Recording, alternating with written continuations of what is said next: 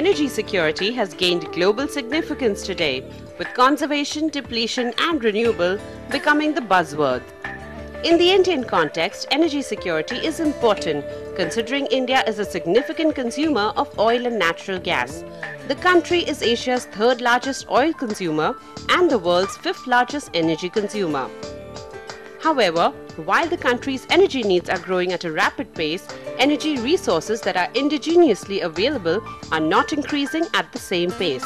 And that has a great impact on the country's national and state budgets as well as on the balance of payments. A look at these figures tell.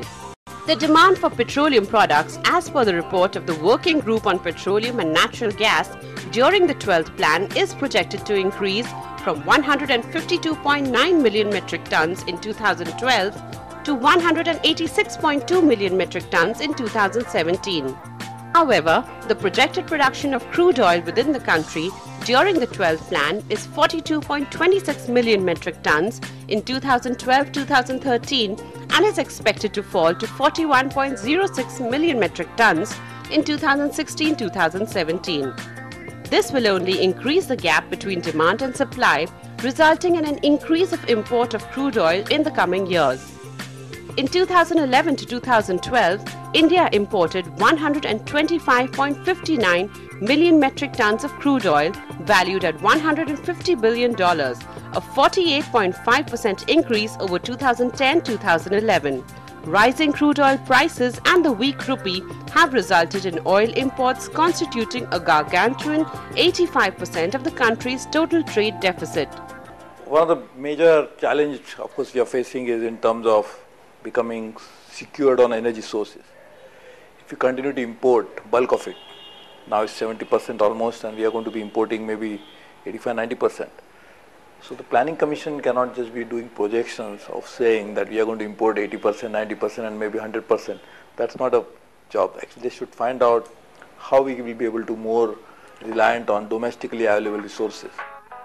India has more than a century-long history of oil exploration. Our major milestone in our hydrocarbon history was in the 1970s when we discovered the Bombay High under the Government of India incorporated body Oil and Natural Gas Directorate set up towards the end of 1955, now known as ONGC.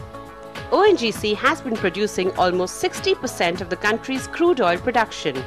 In 2010-2011, ONGC produced 24.42 million metric tons of crude oil, which fell to 21.76 million metric tons in 2011-2012, and natural gas production of 22.77 billion cubic meters in 2010-2011 fell to 21.25 billion cubic meters in 2011-2012.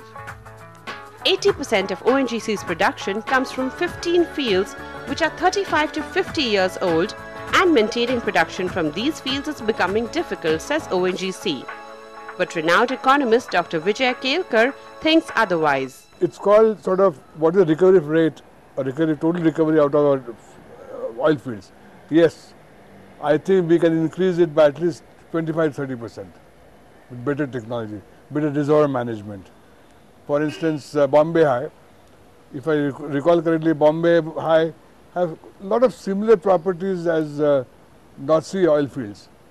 But North Sea oil fields, the recovery rate is much higher. And beauty of this that to improve recovery rate, you don't have to, you already found oil, you already have the reservoir. So just getting more out of the same reservoir. So there I'm afraid we are lagging behind. So you're absolutely right. We can do it for the offshore oil fields, we can do onshore oil fields, gas fields also is possible. So recovery is important. I entirely agree with you. And it's doable, it requires technology, it requires skills which we have to collaborate with companies. Today, the world has come to a little bit of a full circle, right? I mean, oil and gas is such a global industry that when you look at it worldwide, the majors, the international majors are everywhere. It's in India that you really don't find too many of the international majors. So that's why a lot of,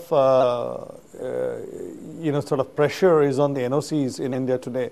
But when you look at particularly the services, whether it's logging, drilling, etc., these are typically done by global majors. So in India too, you know, the likes of Schlumberger, Halliburton, etc. are already there, Transocean.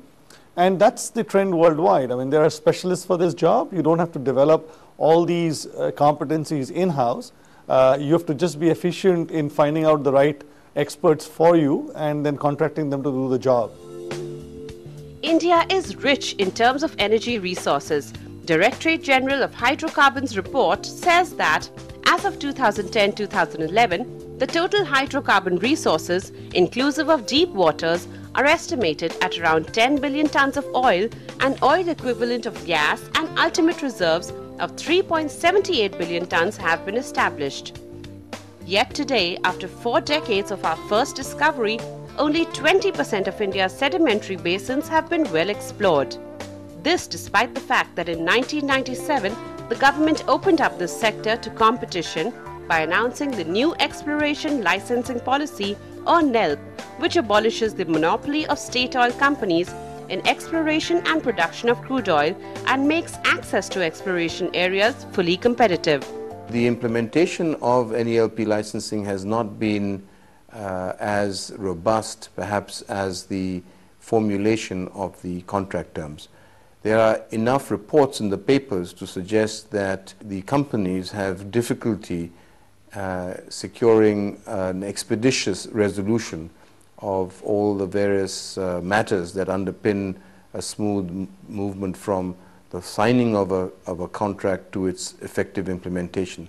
So I think the real concern or the real issue is for the government to look at the implementation of the NELP licenses rather than the formulation of the contract terms.